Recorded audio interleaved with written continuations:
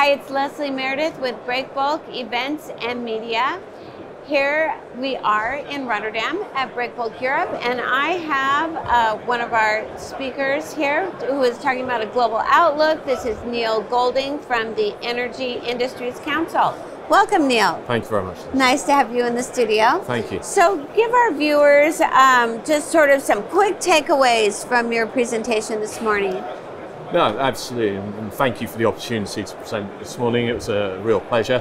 Good. So I think for me the key takeaways are absolutely that the energy market is absolutely booming right now. There are sizable opportunities across all of the sectors.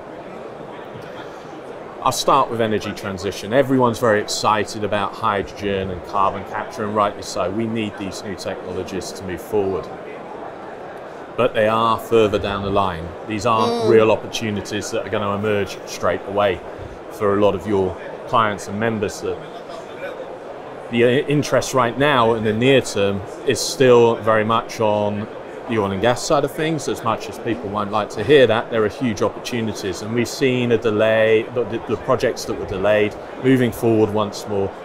Huge opportunities in upstream oil and gas, whether that be onshore or offshore, but also in the gas markets in particular at the moment. Interesting, and I'm wondering with the conflict in Ukraine, what impact has that had on really the energy transition? Has that, I can see both sides, slowed it down and speeding it up, right? It certainly hasn't slowed it down. That's the positive around this side of things. But what it has done has changed the language that's being used by a lot of people.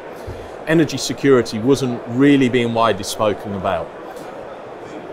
The conflict, and the unfortunate conflict, has now led to energy security being probably the #1 subject that we're talking about at the moment. And that has led to a reinvigoration of a lot of projects that were previously put on hold. Oh, that's interesting. And I think Germany is probably an example to the rest of the world, right? Germany, the Netherlands, Ireland as well, where we've seen projects that were on hold coming back to life again. And of course the US has a critical role to play here in terms of feedstock for these facilities. So there's been the ramping up of the liquefaction aspect as well. But of course, it's not all about the gas when it comes to the energy security piece. Offshore wind, and as I pointed in my presentation there, huge growth. We're expecting upwards of nearly 600 gigawatts of new capacity online by 2030. Is that global or? Globally. Globally. Is the market sort of tapped out in Europe, or do you still see a lot of growth for offshore wind here? Huge growth opportunities continue here. We in the UK, we've seen the government announce new targets being set up. 40 gigawatts of additional capacity to be added by 2030. We heard just yesterday from the governments of Germany, Belgium, the Netherlands, and Denmark. Of course, I've almost forgotten the last one. 150 gigawatts of additional capacity in offshore wind by 2050. We are nowhere near finished. I think we're really only at the beginning of the journey.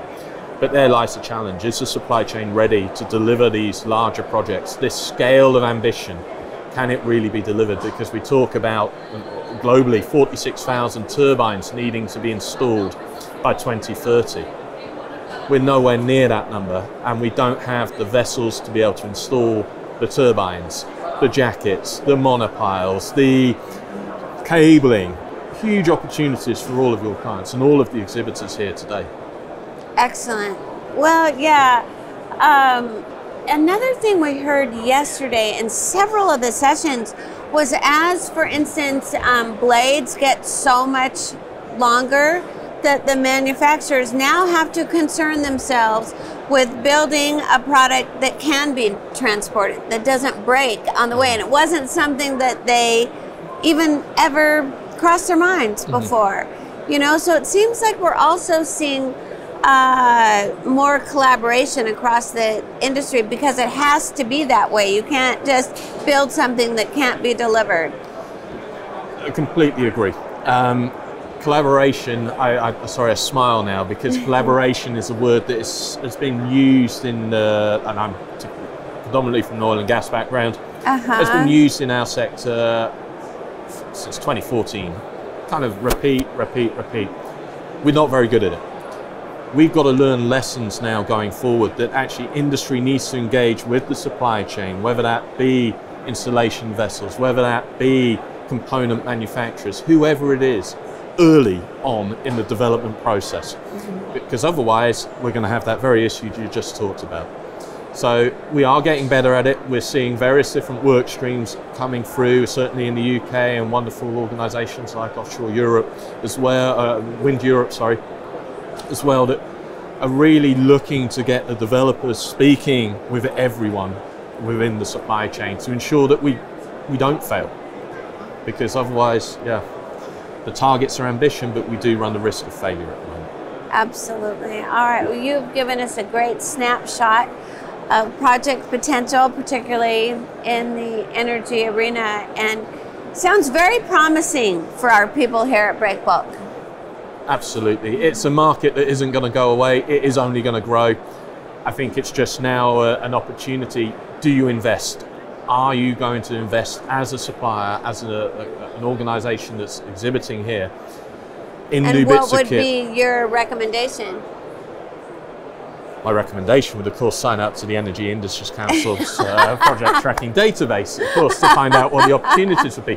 But my recommendation would be get a true sense of what the picture looks like in 2050, probably even 2035, and work back from that date. What do we need to get to those 2050 targets? You will then see that there is that absolute requirement for the investment in offshore wind, for the investment in hydrogen, for the investment in carbon capture. Oil and gas is still needed as well. We are at boom times. I've never been so excited about the energy market. So my recommendation would be, yes, go forward with trepidation, but be brave as well, because the investments are there. All right. I love that. Thank you so much.